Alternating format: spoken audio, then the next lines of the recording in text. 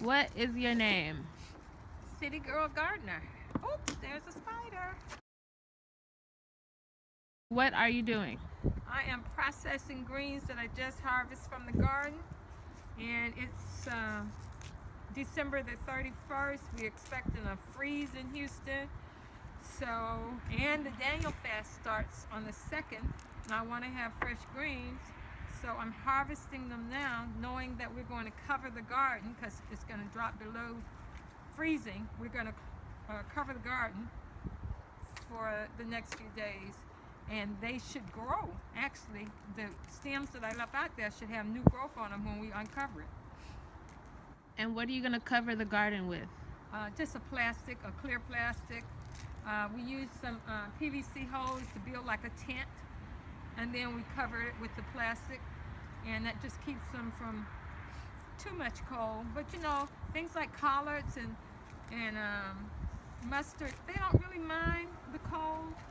But when you get down to freezing, if all of these were still out there, they'd be frozen on the vine, and that's not good for me to cook with. So I want to take these in and use them for my first week or two of the Daniel fast.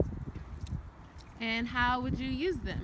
I'm going to stir fry some of them. I'm going to use some in my smoothies, things like that. And I'm pulling the stems off because they've gotten pretty big, and the stems can be really rough. So I'm going to put them in my compost. How are you going to store them? The greens, I'm going to put them in freezer bags. After I wash them, let them drain. I'll put them in freezer bags and freeze them. And some of it I'll leave fresh that I'm going to use right away, but on a whole, I'll freeze them.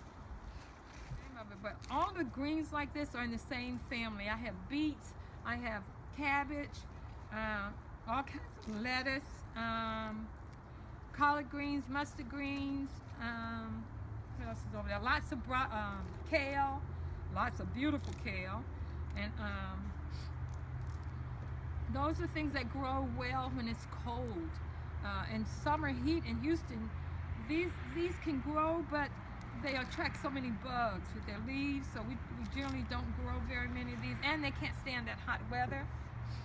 So we don't grow much of these type of things during the summer, but if I freeze enough of them, I'll have them all through the summer. Because, I mean, this is a lot, a whole lot.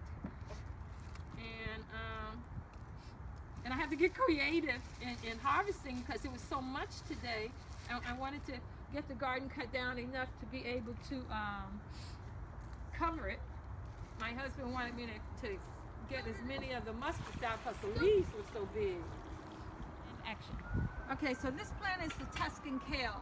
I have a whole bin of it out there that I processed on yesterday, harvest and process. But I'm going to cut this up too. And as you can see, you can grow this in a big pot, and it is so pretty. It makes such a pretty plant. Every now and then I cut it down all the way to the stem, and they come back. And this is really popular in the grocery stores. You know, people go in and buy this, but you can grow it, and it grows so easy and grows so long. It'll even continue to grow during the summer here. So what I do is just cut it wherever I want, and you see it grows right from there and starts all over again. And they grow long and big, and they make great stir fry, great smoothie ingredients. I also combine the kale and the mustards together, which makes a great stir fry greens. But I just cut it all off like this because we're going to cover this to make sure it doesn't freeze during the, you know, we don't know how cold it's going to get, and I just don't want it to kill my plants. So Dad's going to cover most of everything here. I'll leave these on at the top, and once we come back and uncover everything, these will have already started growing. And that's it. And that's the Tuscan kale. And I mix it with the curly kale too, because I grow a lot of that. What are you doing? Well, basically I'm using PVC to go down in the cinder blocks to create a dome over the raised bed garden so I can put plastic over it keep the stuff from freezing tonight. Once I get these hoops up, and I'll cut some 6mm plastic, 10 foot wide, and as long as I need to cut it, cover the whole bed. And how long will it have to stay covered? Until the temperature rises.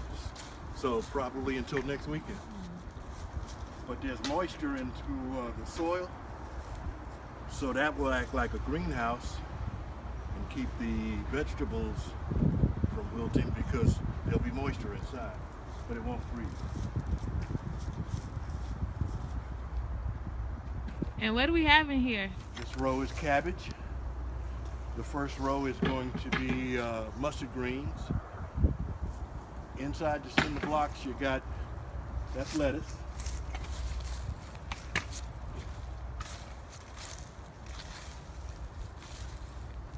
And actually, that's all we got in this particular garden right now. We've harvested everything else. So I'll do the same thing to the other two gardens. And then I think in the back, we'll cut all that down and let Mother Nature do its thing. I'll do the trees, the avocado trees, cover that.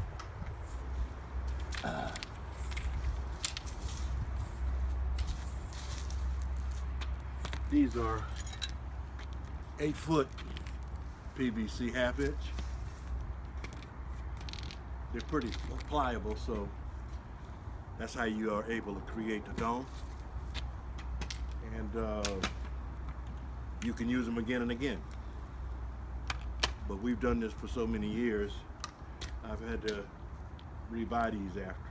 It's been about 6 or 7 years since I bought some. No better time than this time. How much are they usually? These are about $2.75 a piece. And you find the plastic covering at the same place? Like at Yep, Home Depot? Home Depot. Now that's expensive. The covering? Yeah.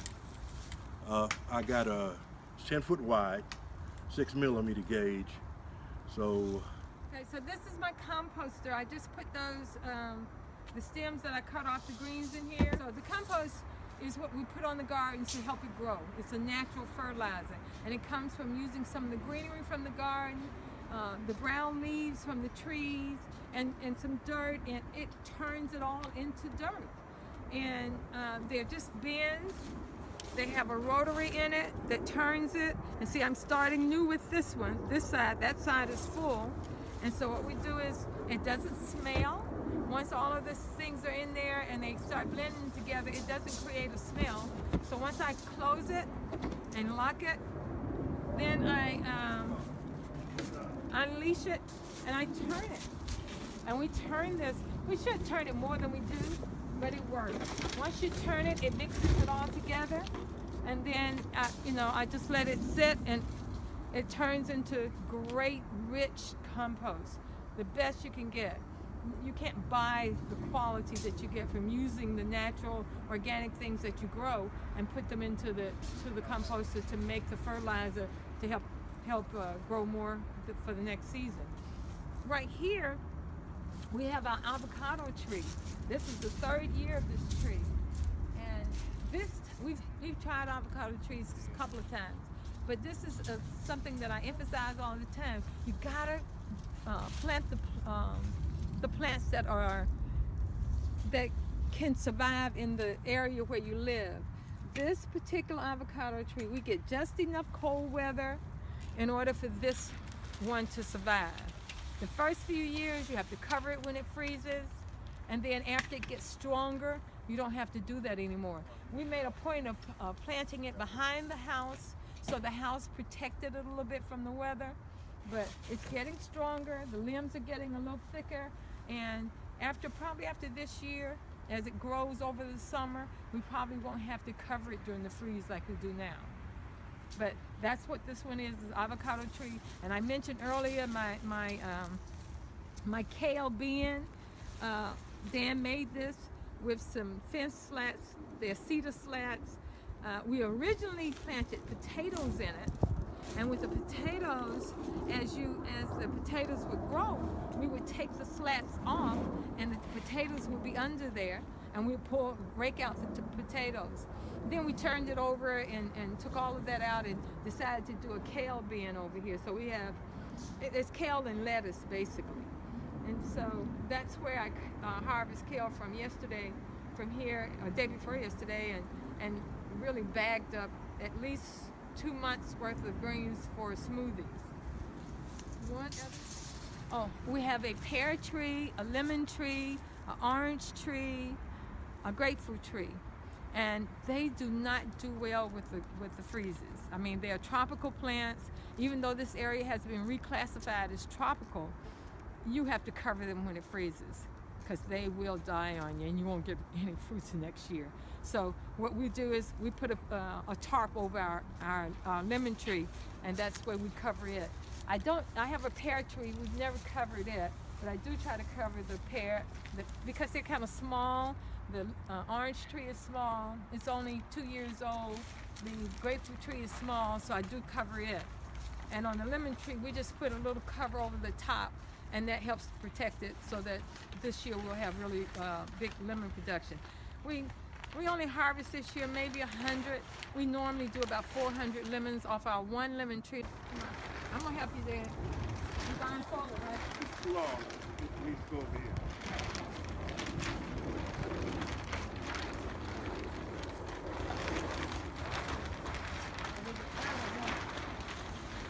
Hold it there, and let me go on the other side. We may have to put a separate piece on the I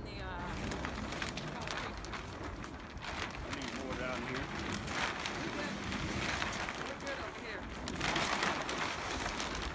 We'll probably have to do this one like this, yeah. Put a separate piece on there. So what we do? I am covering the first garden with plastic to create a greenhouse effect. It'll also keep the cold off the vegetables when we have them freeze. All I'm using is a 10-foot wide piece of plastic over PVC, and I've got bricks to secure it to keep it from going up.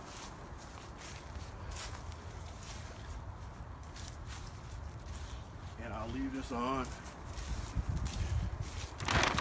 just like this until the freeze is over. So that's one done. We gotta cover this by itself because it's so tall. What is it?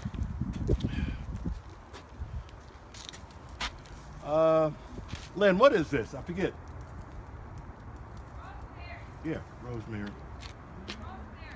This has been here since we started the garden. And all we do is just cut on it, thin it out, but it just keeps going. Keeps coming back. Keeps coming back.